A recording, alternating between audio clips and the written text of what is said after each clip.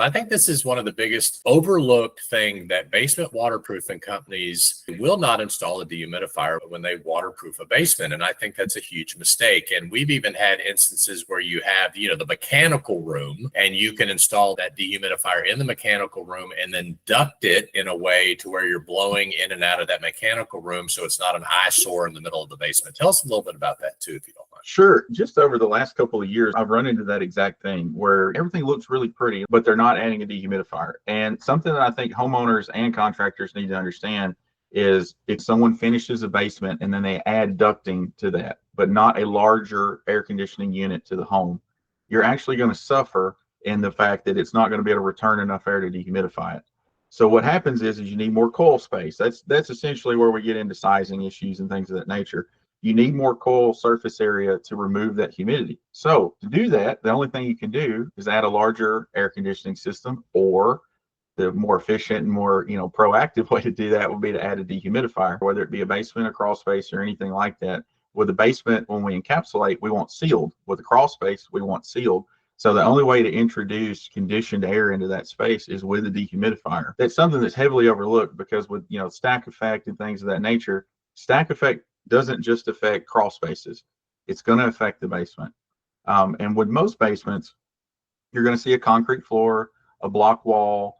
In some cases, you'll see a dirt floor with a block wall. And when we're sealing that up, if we're not actually taking that humidity out, it's still going to find a way to change that ecosystem as far as the humidity, the temperature, and things of that nature.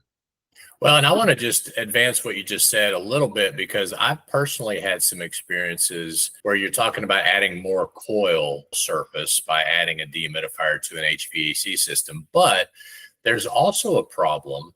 I had a buddy, if I could tell a quick story. He's a home builder, and he built this beautiful home, finished basement, just immaculate. There's a pool down there and a bar and all that kind of stuff. And he calls me up and he goes, "Michael, I don't know what's going on. The homeowners got mold growing on their pool table. This house is less than a year old and they've got mold growing on it." I go over there, and the thing that people don't understand is a lot of times a basement's temperature is lower than the set point of the AC. So, I get over there and I'm in the house and it's immaculate. They've taken care of it. It's very nice. I open the basement door, and as soon as I open the door, I feel a chill as well as humid air smack me in the face. So I walked down there and it was just ridiculous. It was almost 80% humidity. There was surface mold growing, and he had the pool table. It had the leather pockets, that were really nice. That leather was growing mold. The felt was growing mold, all this other stuff.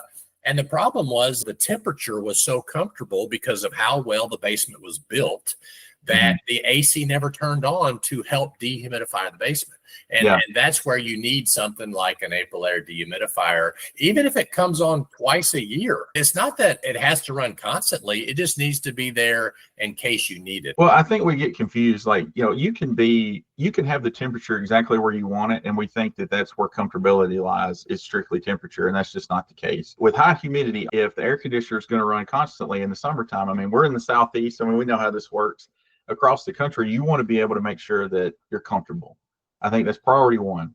Well, when you walk into a basement like that where it's very cold, but it's high humidity, what we have going on is it takes less BTUs to change the temperature of a basement than it would a main floor of a home or a second story of a home. But when you have a dehumidifier put in place, what we usually run into, this is what I see 99% of the time, is they will have an air conditioning system that's oversized for the entire space, which means that it short cycles. And to your point, if there's not a need to cool, the air conditioning system's not going to come on, which means that no humidity is going to get removed.